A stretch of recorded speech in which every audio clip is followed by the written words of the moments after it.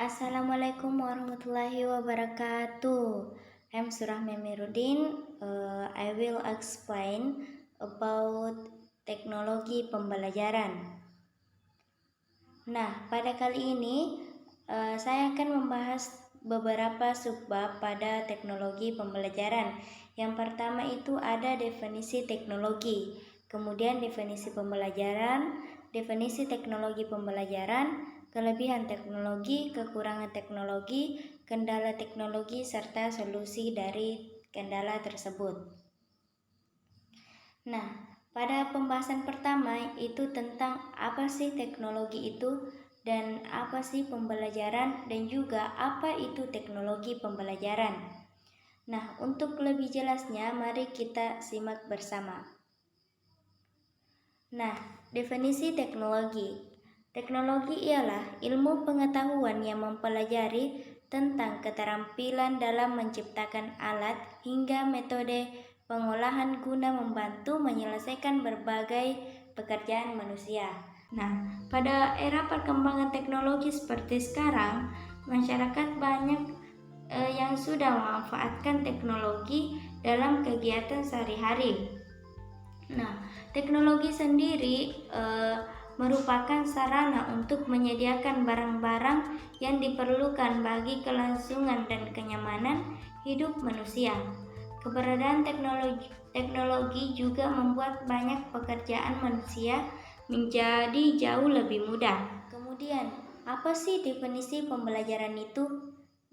Nah, pembelajaran merupakan bantuan yang diberikan pendidik agar dapat terjadi proses perolehan ilmu dan pengetahuan, penguasaan kemahiran dan tabiat, serta pembentukan sikap dan kepercayaan pada peserta didik.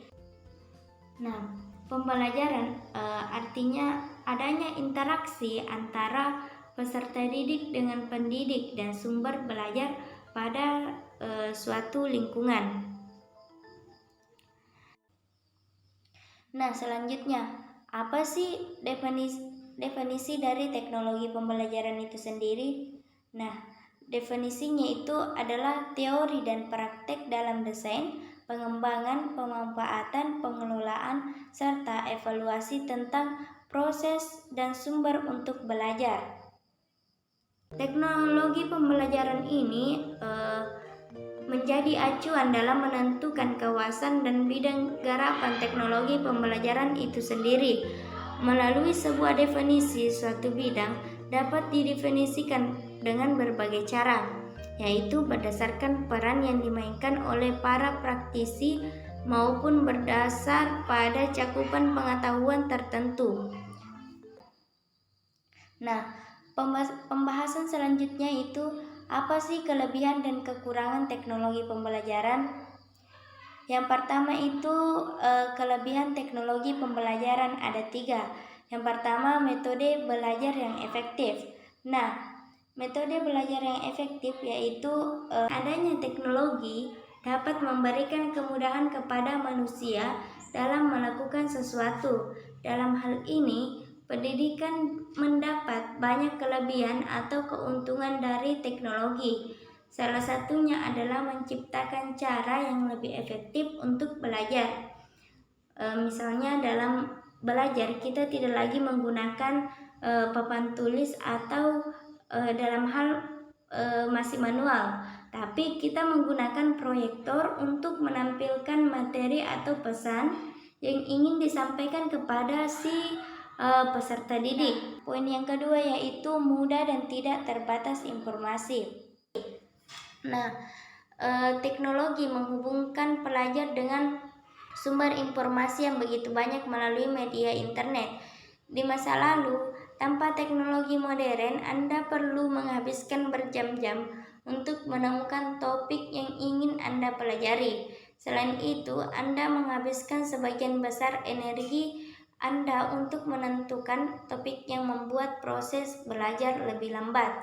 Nah, dengan menggunakan teknologi modern ini, Anda dapat menemukan semua yang Anda butuhkan dalam hitungan detik, dan Anda juga dapat menghemat lebih banyak waktu dan energi Anda. Nah, poin yang terakhir itu adalah nyaman. Di masa lalu kami harus membawa banyak buku ke sekolah. Ransel kami terasa berat. Selain itu, jika kita harus membuat tugas atau makalah, kita harus menemukan lebih banyak buku dari perpustakaan sebagai referensi.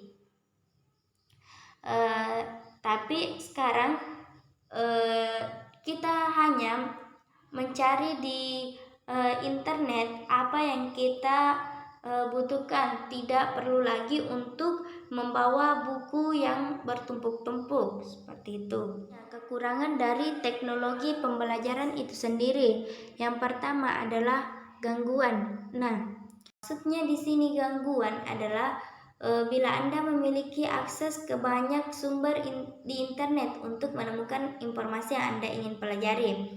Terkadang Anda juga mendapatkan diri Anda mengakses ke sumber yang tidak perlu lainnya.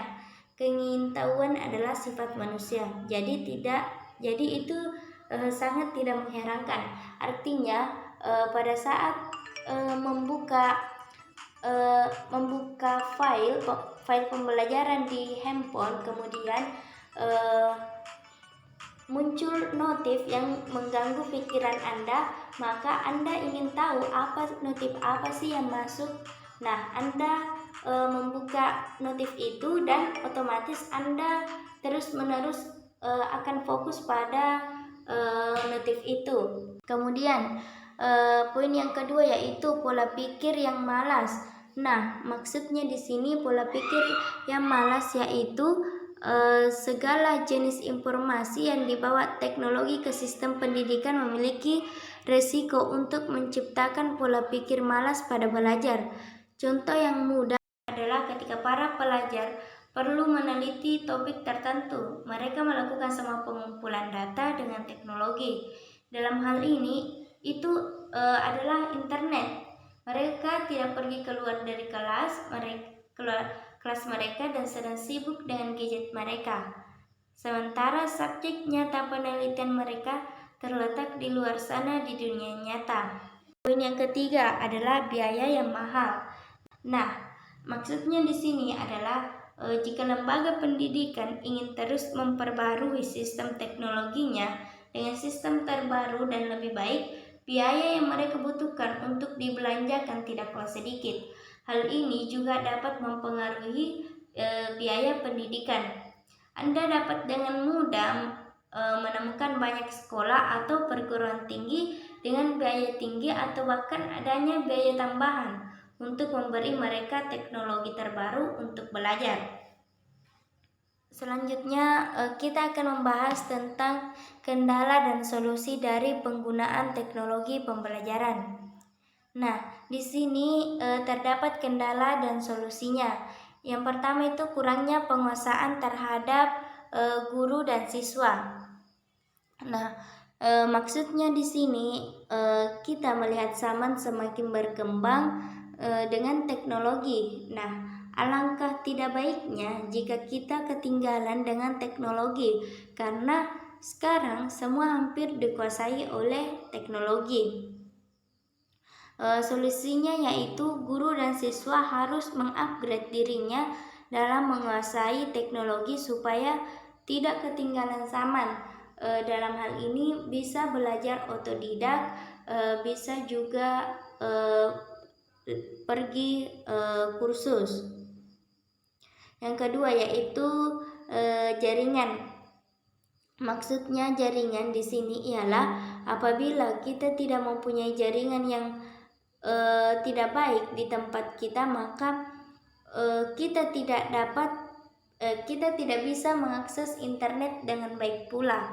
Solusinya yaitu pemerintah harus memperhatikan tempat yang memang butuh perhatian, karena tempat-tempat tersebut bisa digunakan oleh siswa ataupun mahasiswa untuk belajar, untuk mengembangkan bangsanya ataupun negaranya.